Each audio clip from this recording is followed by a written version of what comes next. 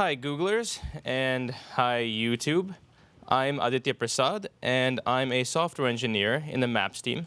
And in my 20% time, I help out with personal growth initiatives at Google. So first, I'd like to remind everyone here that May is Personal Growth Month in New York City. You can find out more at the Go link, go/PGNY. There's tons of resources. I'll be teaching a course, an introductory course in meditation and awareness for anyone who is new to the field. But today, on behalf of the Authors at Google series, I'm proud to present Dr. Deepak Chopra. Thank you.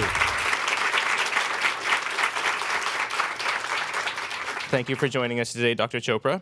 Thank you. So it's been said that if Dr. Chopra were to marry his close personal friend Oprah Winfrey, she would become Oprah Chopra. I mentioned that on her site, and she did not appreciate it. Well, then we'll cut that from this video.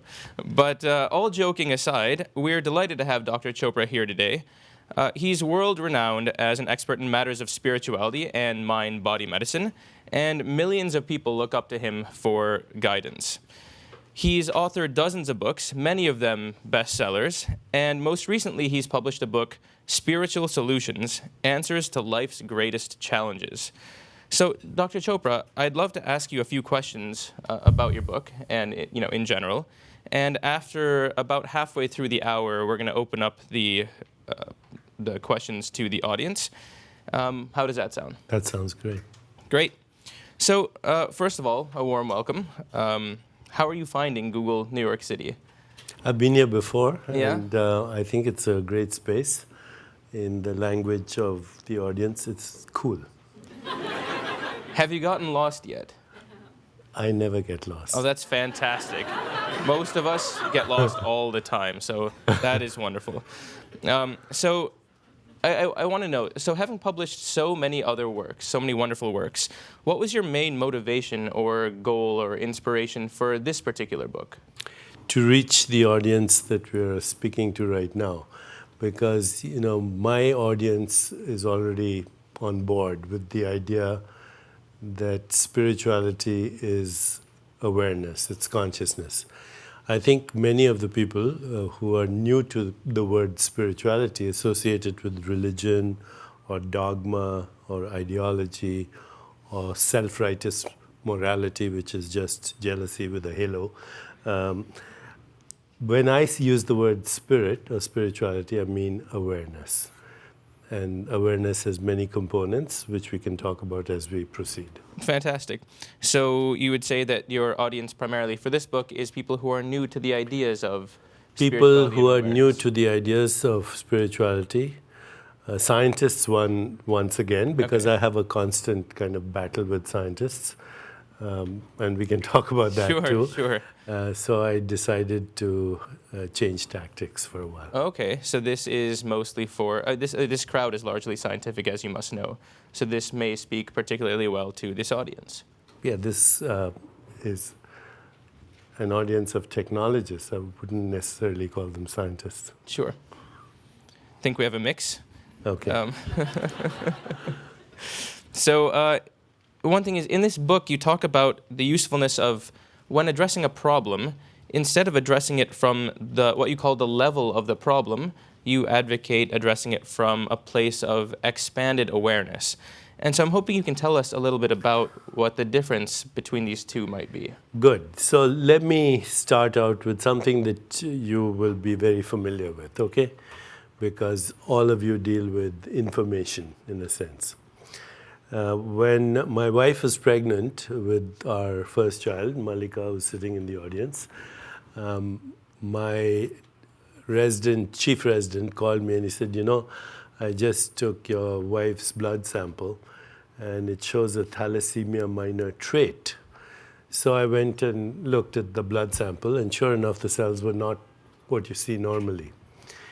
It took me 2 days to go to the library to track where I could find that information. And then I was in New Jersey, then I had to go to the public library in New York, and it took me another 2 days. And what I discovered was very exciting, and that is that blood trait existed along the exact route that the armies of Alexander the Great took in 323 BC from Greece, from Macedonia to India. That the trait, and of course I told my wife, it seems like your ancestors were screwing around. But it took me 5 days to get that information.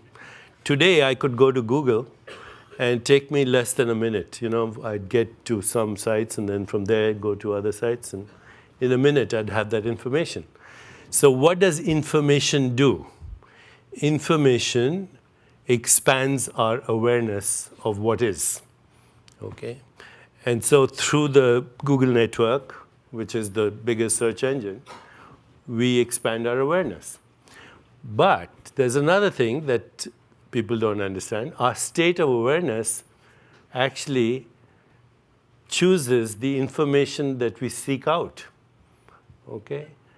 So if my state of awareness says, I want to understand the causes of war, terrorism, global warming, social injustice, economic injustice, all the things that are kind of surfacing now as what's happening in Syria and all the Middle East, the so-called Arab Spring, Occupy Wall Street, then my state of awareness, looking at this global picture, will seek out the right information.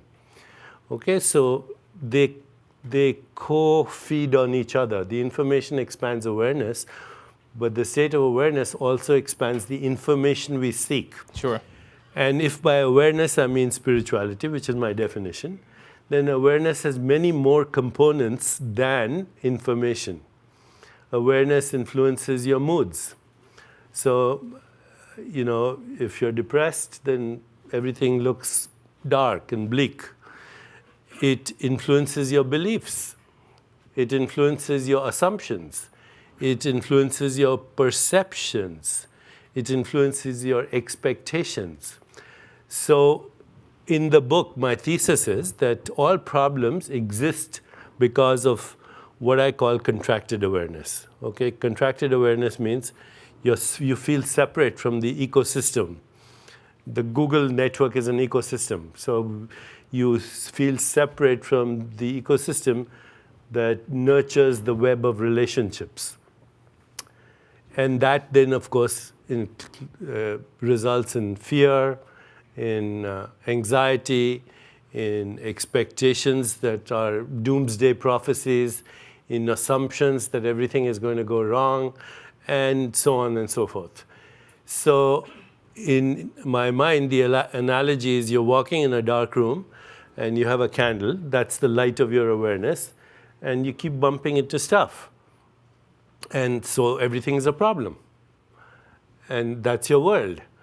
But now imagine that you can expand that candle's light of awareness. So now you have a flashlight. And you can move around. And everything that seemed like an obstacle actually has a purpose. This has a purpose. This has a purpose. That screen has a purpose. So all problems are now opportunities for some purpose. So that's expanded awareness. You now feel connected to the web of relationships, the network of relationships, which is exactly what Google is. It's a network of relationships. Okay? So I like to use the Google example here. But then imagine another state, which I call pure awareness. It's called pure awareness in Eastern wisdom traditions. And here now you're in the same room, but all the walls are transparent, glass, and the room, including the ceiling and the floor, and the room is flooded with sunlight. And you look outside, and the whole world is your playground. There are no problems, and therefore no need for solutions. You are the creative evolutionary impulse of the universe. And so you play. You're in flow. Every situation is a conspiracy of the total universe. And so the thesis of my book is problems arise in contracted awareness. Solutions emerge automatically in expanded awareness. And then when you have pure awareness, which is awareness without boundaries, no conceptual boundaries, then it's pure creativity. That's the basis of this book. And you can apply these principles. You don't even actually have to read the book if you understand the principles. You can apply these principles whether you want material success, want to improve the quality of your relationships, want to have an understanding of insight, intuition, imagination, creativity, inspiration, which is spirituality, higher consciousness, or whether you want to solve mundane, easy problems. Nobody's addressing the problems at a higher state of awareness than the awareness that created the problems. And that quote of mine is from Einstein. He said, no problem can ever be solved at the level of awareness at which it was created. It's a long answer. Fantastic. But it's the summary of the book. So then let me ask you, I find it also easier to speak of awareness using analogies because it's sometimes hard to speak about directly. But if I'm trying to understand whether I'm approaching a problem from the perspective of contracted or expanded awareness, how can I be sure, or what objective signs do I have to know that I'm in a place of expanded awareness? Your body language shows it.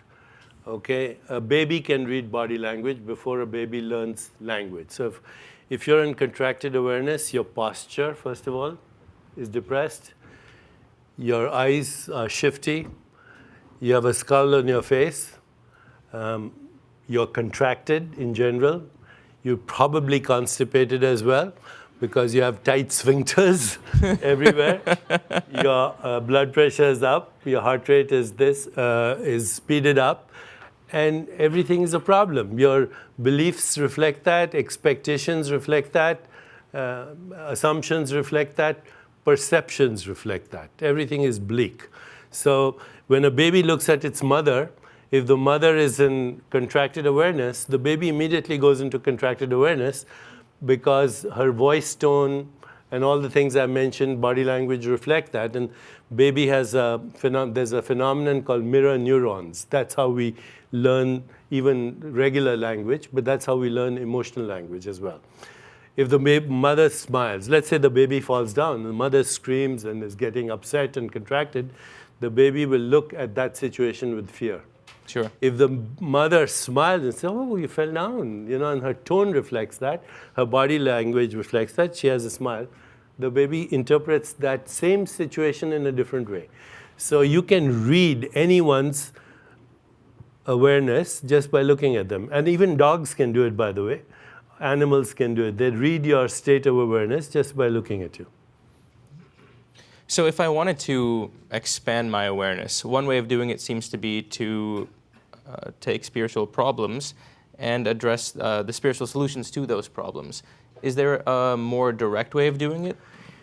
Here's the most direct way. Remember, I said to every situation you bring your awareness, and that includes moods and feelings, expectations, assumptions, perceptions, and beliefs. Okay, those are the components of awareness. So when you are seeing a problem, any problem, just take my word for it, you're in contracted awareness. And you need to shift that, okay? And how do you shift that? There are many ways to shift that. First of all, you can sit down, just stop at that moment, recognize that you're in contracted awareness, and expand your awareness. What do I mean, expand your awareness? Establish a connection with the web of relationships around you. One way to do it is feel gratitude. And what does that mean? Just count the things that you're already grateful for, notwithstanding the problems you're in. Gratitude moves your ego out of the way, connects you to the people and situations and circumstances that you're grateful for. Forgiveness is another way. Forgiveness means letting go of resentments and grievances, because in every state of contracted awareness, that's an ingredient. Resentment, grievance. And Nelson Mandela said that having a grievance is like drinking poison and hoping it'll kill your enemy. It doesn't work. Okay, it's hurting yourself, it's throwing you into contraction. So those are the first two things. And then there are other things. You can remember an experience of love. Everyone's had that experience, whether it's instinctive love, protecting a child, or it's emotional, romantic love, or what we call spiritual love. So remember an experience of love that evokes feelings of compassion, empathy, joy, equanimity, what we call platonic values, truth, goodness, beauty, harmony, evolution. So by remembering that, or even imagining that, let's shift your awareness. Then what you can do is now see how immediately that changes your mood, that changes your beliefs. First the belief was everything is a problem. Now you're seeing more context, relationship. You're going beyond win-lose orientation. You're seeing that the world is relational and holistic and ultimately an ecosystem where everything is interdependent. And then you can go beyond that. You can go beyond expanded awareness into what I call pure awareness, and that is going into the silence. This is a tough one, but it's achievable. Going into the silence between your thoughts. Okay, between every thought there's a little space, and that's where there is no thought. So right now, as you're listening to me, just turn your attention to who's listening. So as you're listening to me, be aware of the listener. That still presence that you feel, that's pure awareness. It's not your mind, which might be saying, I wish I'd gone to the bathroom before I came here, or why didn't my girlfriend return my call, or whatever. That's the mind. But between the spaces between thoughts is just pure awareness. That's the place of infinite creativity. Anything, it's the field of all possibilities. Creativity, intention. It's also a place of ambiguity and uncertainty, because without ambiguity and uncertainty, there's no creativity. So the space between our thoughts is a field of possibilities. It's a field of creativity. It's the place where our intentions come from. And it's also the place of uncertainty. You embrace uncertainty.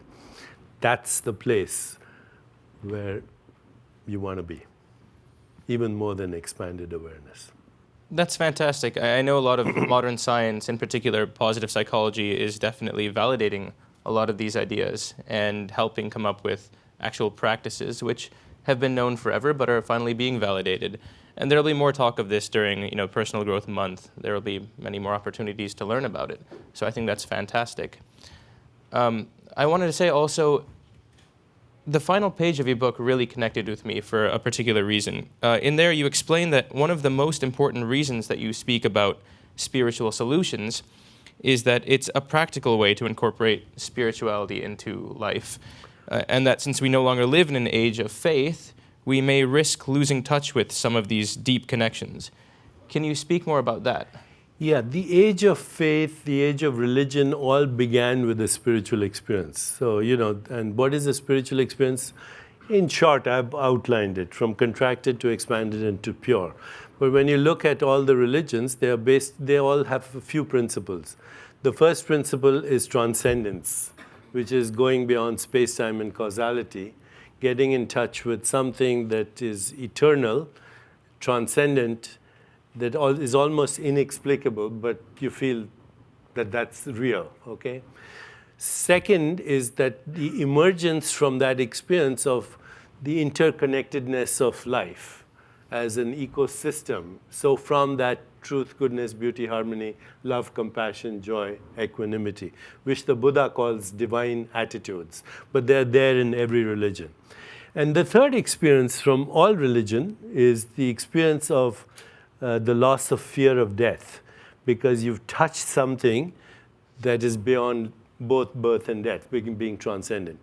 That's the basis of all religion and faith. But what people do is they institutionalize this, they make it a dogma, an ideology, and then it becomes a belief system, which is another word for a cover-up for insecurity. I believe that all belief is a cover-up for insecurity. You only believe in things that you really want to be convinced of, but are not. If I told you, do you believe in electricity, you say it's obvious, right? We were using it. So belief is a cover-up for insecurity. So in today's age, we need a secular spirituality that's based on understanding, that's based on science, and that's based on experience. And that was what I meant in that last sentence. That makes a lot of sense. That's what I took from it too.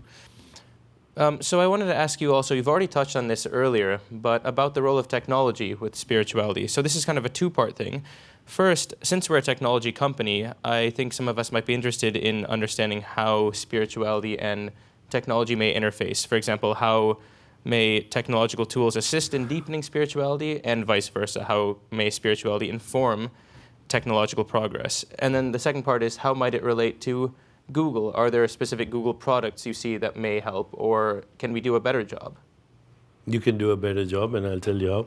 Fantastic. But that's what I wanted to hear. I'm the biggest fan of technology. I think God finally got whatever that mystery is that we call God. Got frustrated, and I said, I better use technology. So, technology is the latest incarnation of consciousness. And as I said, I'm a big fan. I have this little thing, this little gizmo that's right now monitoring everything that's happening in my body.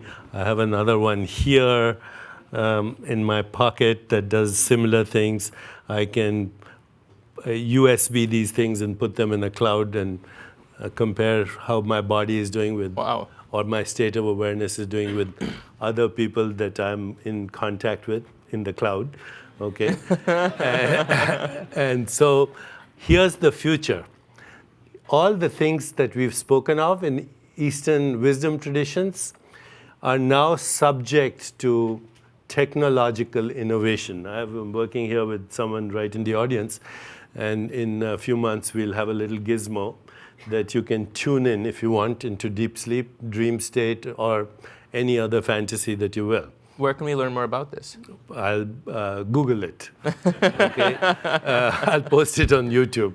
But here's the future. Technology future is you should be able to regulate what's happening in your body, in your mind, in your emotions by watching something on a monitor and then shifting your state of awareness. So biofeedback? And biofeedback, I prefer the word bioregulation. Okay. Okay, so bioregulation, because not only biofeedback is getting the information. Now, what do we do with it is bioregulation. Okay. So far, Google is into the age of information. The next step for Google is the age of knowledge. And knowledge, what's the difference between knowledge and information? Knowledge is information that can be put to use, divine or diabolical. We can use knowledge to cause a nuclear plant to leak or interfere with air traffic signals with this, or shut off a pacemaker, or whatever else you want to do, you'll be able to do with this little thing. Sure. Cut off electricity in New York. So knowledge can be diabolical, destructive. Knowledge can be divine, constructive. Create a peaceful, just, sustainable, and healthy and happy world. And you can do that. That's what Google can do. And move from the information age into the age of knowledge, and move from the age of knowledge to the age of wisdom. A wisdom-based civilization using social networks as the neural networks of a global brain, and ultimately a cosmic brain. That's the future of technology. Great. So before we turn over the questions to the audience, I wanted to ask you just one final question. So I noticed in this book that in contrast to some of your earlier works, that you avoided using some maybe quasi-scientific terminology like quantum healing, which may have appeared in your previous books. And I'm wondering, is that based on feedback that such terms may confuse some of your readership, or was it for a different reason? It's very interesting history. When I use the word quantum healing, and I was, in my mind, using it very legitimately, okay? And I got attacked by all the scientists. In fact, I got the Ig Nobel Prize. Do you know about that? The Nobel Prize for Ignorance, okay? And I was attacked by scientists. And so I backed off a little bit because I was convinced about the terminology I was using, but I'm not a quantum physicist.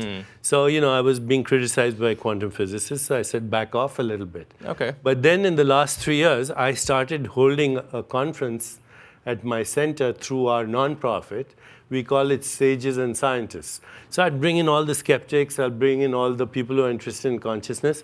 And I suddenly found that there was a bunch of really high-level scientists, including Nobel laureates, not Ig Nobel laureates, but Nobel laureates who were closet spiritual consciousness adherents. Sure. And I said, let me bring them out of the closet. Let me out them. Yeah.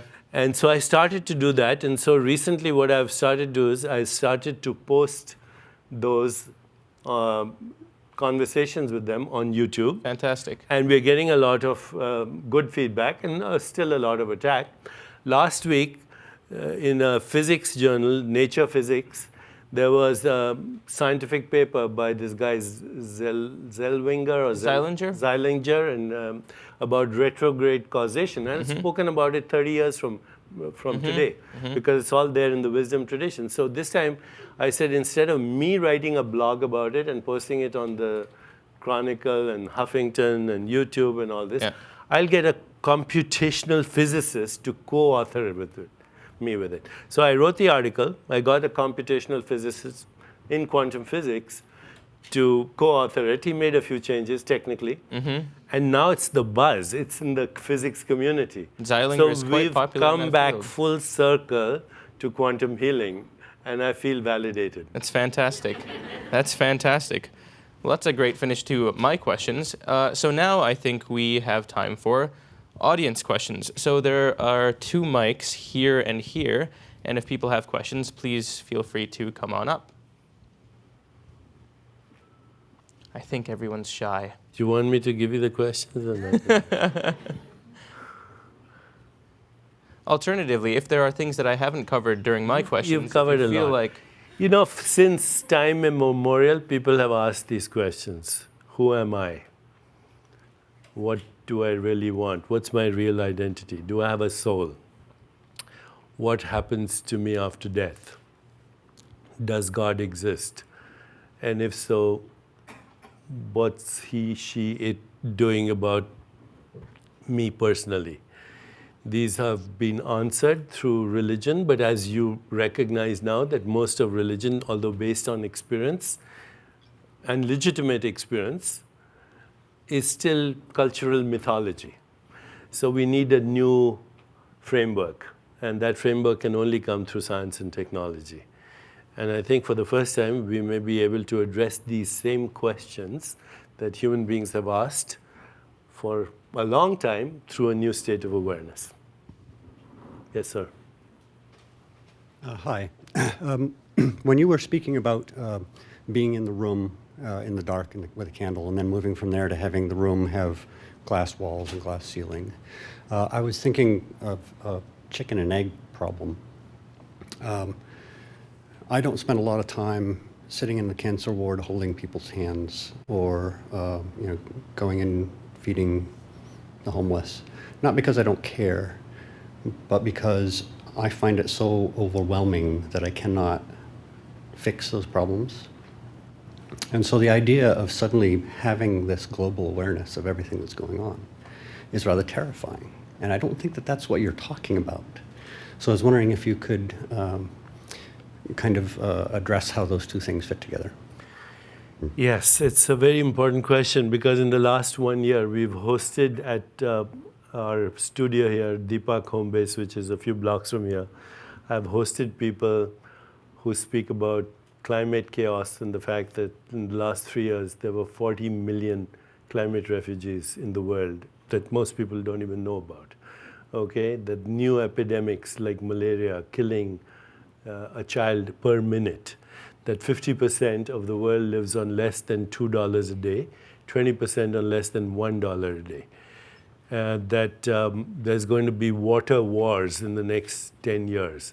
And every time you speak to one of these experts, they're correct. When you look, I mean, we've got like 50 years to, at most 100 years, to repair our ecosystem before we go extinct. Literally, extinction. You know, if insects disappeared from our planet today, life would flourish in 5 years. If human beings disappeared from our planet, life would flourish. If insects disappeared, life would disappear. So, you know, as far as the ecosystem is concerned, every form of life is more nurturing to the planet than us humans. And your question is, this becomes overwhelming. You know, I worry about my grandkids when they grow up. What's going to happen?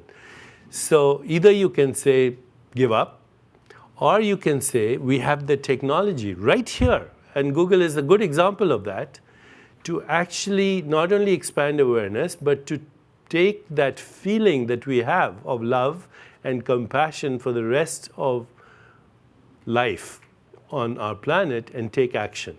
Because for every one of these problems, there's a solution. For every one of these problems, whether it's climate change, whether it's the ecosystem, whether it's water shortage, whether it's energy depletion or oil, there are creative solutions. There are special interest groups that will prevent that from happening. Today, if all wars ceased in the world, the US economy would sink. If today we had a cure for cancer, the medical industrial complex would have huge problems. Cancer is a huge business with CAT scans and technology and chemotherapy. That's how we make money. I'm a physician, I know how we make money. Every time you do something, even if it's harmful, you get paid. So the only solution to this is a critical mass of humanity saying enough, and we want to take action. That's not going to come from institutions. It's not even going to come from academia. It's going to come through collective consciousness. I don't know why, in my mind, I thought if 100 million people, and that's why I'm here at Google, if 100 million people committed to personal transformation, not even social transformation, personal transformation, the world would be transformed because we are the world. What's happening out there is a projection of our consciousness. There's no social transformation in the absence of personal transformation. So that's where I'm hanging my bets. And if it doesn't happen, I'll be gone anyway. So your comment about quantum healing reminded me of something that I read about, a phenomena that I read about that I wanted to hear your thoughts on.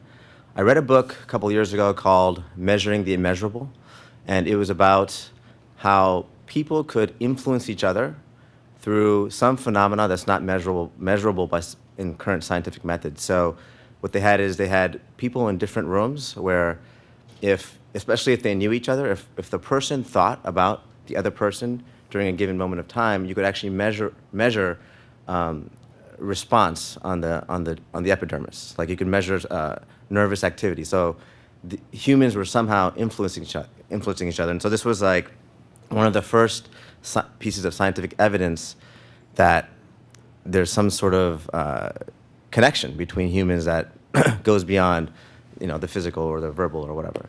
So I was wondering, is this somehow related to what you mean when you talk about quantum healing? And also, are you aware of this phenomenon, and do you believe in it, and do you know of more evidence? Okay, so there are two questions. First of all, quantum healing. No, quantum healing is a very simple idea. It means that when you get to your baseline status, your pure awareness, your body goes into homeostasis, which is self-regulation. We're all born with self-regulation as a given, and that's in medical language, we call that homeostasis. It's a dynamic state of non-change within the change. So we all have that capacity. That's quantum healing. What you're talking about is something called non-local correlation. And it has a vast body of literature on it. And if you stay tuned in the next 2 weeks on YouTube, you'll find actually my interview with a guy who used to be a spy for the US government, Russell Targ, where the US government, including the CIA, sponsored research on this and on non-local remote viewing and remote correlation. But here's an experiment we did at our own center. We did evoked responses. So we have two people who are emotionally connected. They're in love, or they're mother and daughter, or whatever. They have a close emotional bond. We separate them, and then we tell them that we're going to take you into deep meditation, and in that meditation we'll introduce the thought that we'll remain connected. Okay, so we'll introduce, and then we put them in separate rooms, and we surround them with what is called a Faraday chamber. Faraday chamber is a lead shield that does not prevent a signal going in or out. So your cell phone won't work in a Faraday chamber. Now we do something called an evoked potential. We take a flashlight and we shine it in one person's eyes, and their brain shows a response to the light. It's called an evoked potential. Lo and behold, the other brain in the other room, in a Faraday chamber, shows the same response at the same time, as if those two brains were the same brain. Now, because it's non-local, it's outside of space-time, it doesn't matter where these two people are. One could be in New York, one could be in Los Angeles, or one could be in New York, the other could be on the moon. It does not matter. Distance in space-time doesn't apply to non-local reality. That's what the Zellinger experiment is about right now. That there's a domain in the universe that's called non-local, outside of space-time, where everything is not only connected, because connection means a signal. It's correlated instantly. And that correlation is unmitigated, means the robustness of that correlation does not diminish with distance in space-time, or even past and future. So it's unmitigated, it's unmediated, there's no signal involved, and it's instantaneous. This is what Einstein objected to when he called this spooky action at a distance. And he died unhappy thinking about this, because the mathematics for this was already existent. Now Zellinger and others are actually proving that this is true. It's amazing. Thank you. So let's take one from this side. Hi, Deepak. It's such an honor and privilege to have you here. Nice to meet you. And actually, I spent a lot of time in your center in Southern California, and especially working with Dr. Simon. Sure. So my sincere condolences on his passing. And I guess for me, with his passing and how much he personally helped me, I was just wondering on how you personally, in terms of spiritual solutions, worked through everything that happened with him, and how did you come to resolution? Well, there were lots of things that went through my mind, because he lived an amazing life. And so for him to get brain cancer, and he was a neurologist, by the way.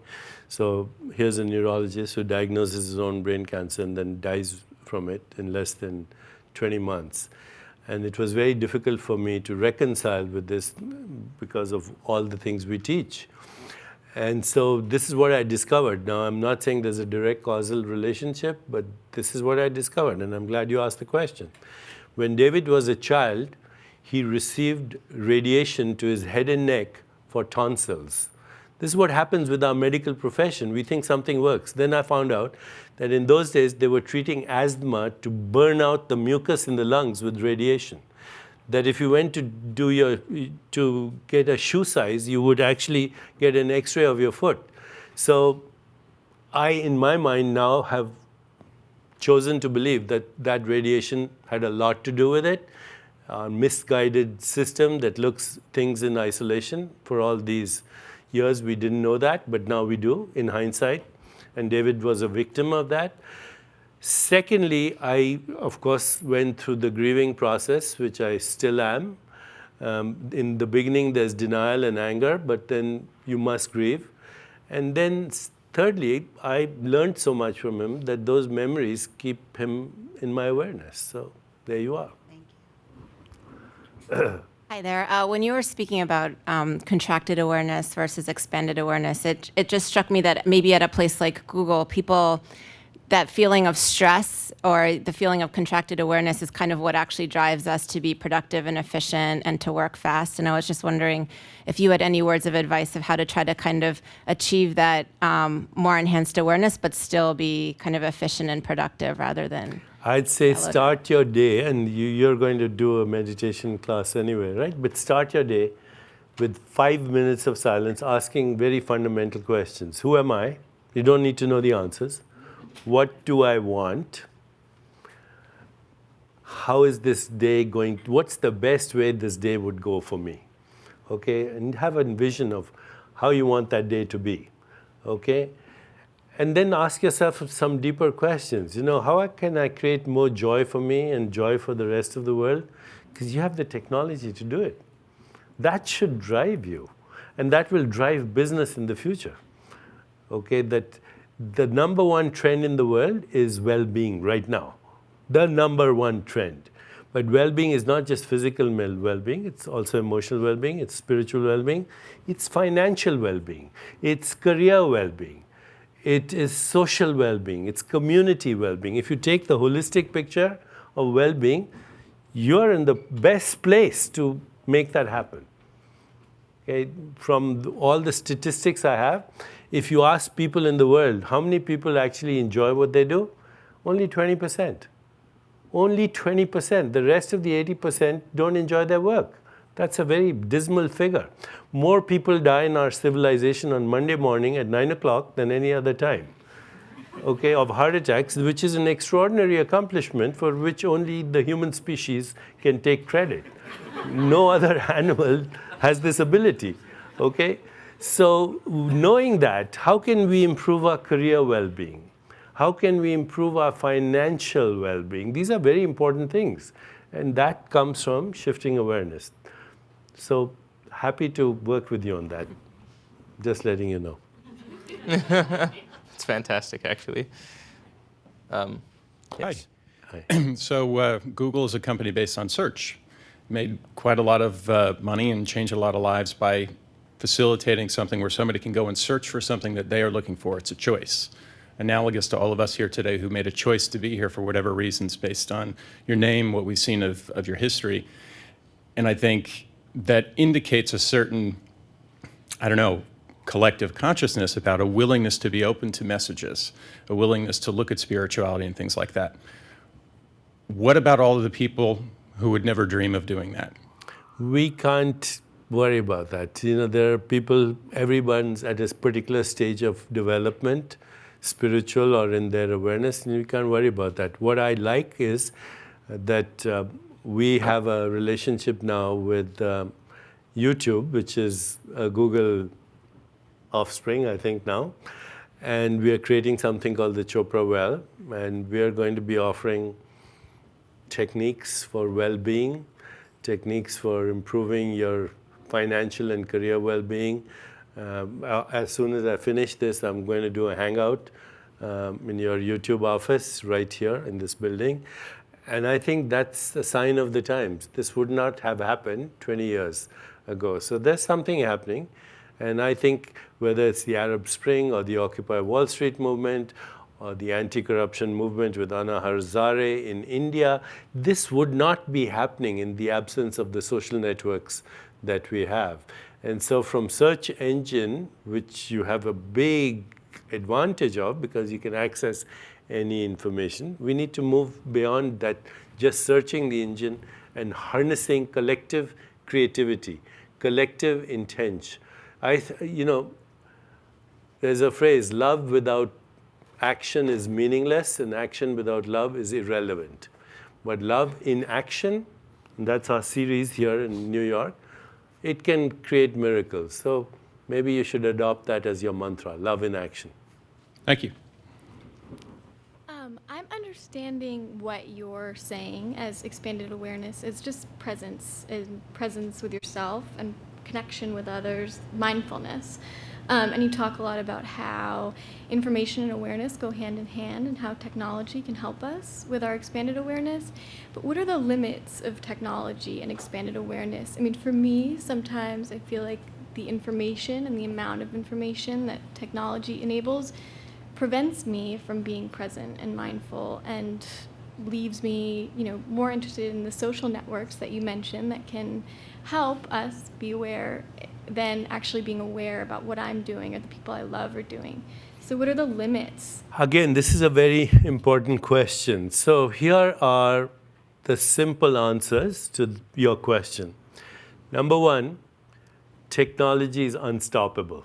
It's like the next evolutionary impulse in the evolution of human beings. So you don't even think about stopping it, okay?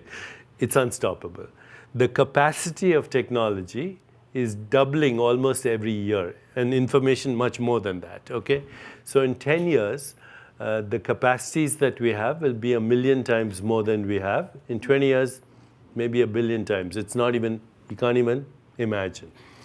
So that's a fact, okay? Anybody who doesn't embrace technology, they're going to be not adapted, and according to Darwinian principles, which says those who don't adapt, nature lets them go, natural selection. Mm-hmm. So technology is unstoppable, we need to embrace it. Now, here's the main thing to understand. Technology is neutral. It's neither divine nor diabolical. It depends on how we want to use it. That means our state of awareness. So I always keep in mind, that technology, for me, is a means to expand consciousness. So I'm very selective about how I use it. And there are periods when you totally shut it off. So if you're having your meals, if you're with your children or with engaging in company, you put it away, okay? This is another thing we are learning through neuroscience, that your brain cannot multitask. It can only do one thing at a time, okay? At least consciously. Unconsciously, it's doing a lot of things, regulating your body, etc. So here's what I think, and I owe Daniel Siegel, who's a great friend of mine in the neuroplasticity business. He says there are different kinds of time. There's sleep time, there's play time, which is recreation time, there's relationship time, there is exercise time, there's mindful awareness time, and then there's focused work time. And you don't mix them. Okay, so when you are engaging in technology, just engage in that. When you're not, don't. And then you'll not be so overwhelmed. Do you feel like through your research and through your just experience talking about expanded awareness, that's like a major hindrance to it now? Or just people being able to enter into being mindful? It's always selective. People are, one of the problems with my audience is they've already decided that they want to expand their awareness. And if they haven't, they're not in the room. Yeah. Okay, thank you. And by the way, Dr. Dan Siegel actually did come and give a tech talk in Seattle at Google a few months ago, so his talk is online if anyone wants to watch it. I highly recommend it. I would say his works, The Mindful Brain, and on mindfulness are very brilliant and very contemporary. I agree. He takes them out of the religious connotation. Very much. So I think we have time for approximately one more question. Thank you. You hear stories about people who kind of experience death. They stop breathing, and for all intents and purposes, they've died, and then they come back to life. And you hear their stories of what that felt like and the peace that they feel. Is that kind of, I'm interested in hearing your thoughts on that. Is that like the pure awareness? Is that kind of the next level? Have you heard stories of this? What are your thoughts on kind of the, the next level when people have these experiences? Okay, first of all, there are lots of very interesting videos on that on YouTube, so check them out. Secondly, there are two schools of thought. One school of thought is that it's an experience of pure awareness, and that everyone actually, to some extent, has that experience as a near-death or post-death experience. There are other schools of thought that say that's brain damage. Okay, now I actually have had conversations regarding this. Some of them are also online with skeptics and with people who actually say, no, that's the real experience. That's real consciousness. And the problem is right now, and this is called the hard problem in sciences, and it's the most unanswered question in science today. How do you get an experience of being, right now you are experiencing yourself in your body, aren't you? Aren't you experiencing? Is everyone here experiencing themselves in their body? Well, there's no proof that there is someone there. We cannot scientifically explain an in-body experience.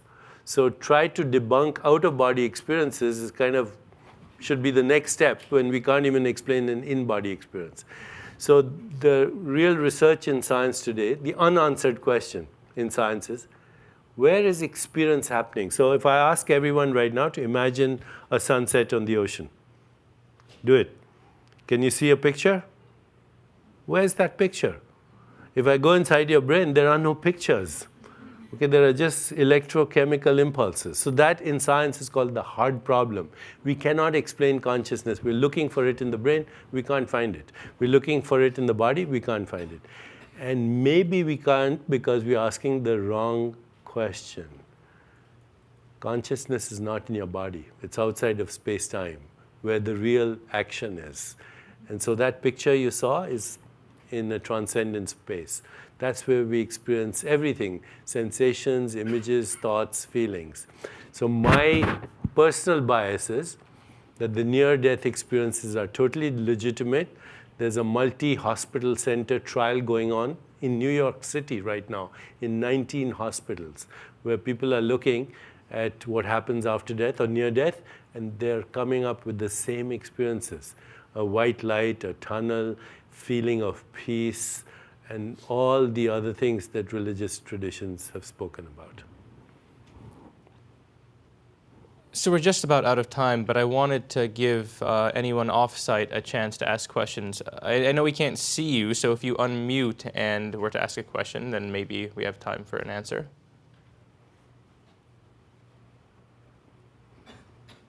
Okay, sounds like nobody off-site has any questions. So with that, let's wrap up. Next, Dr. Chopra will be signing books. There's books being sold in the back here. And before you go, I want to remind you once again of the go/PGNY site. Check out all the fun things you could be doing for personal growth this month in New York.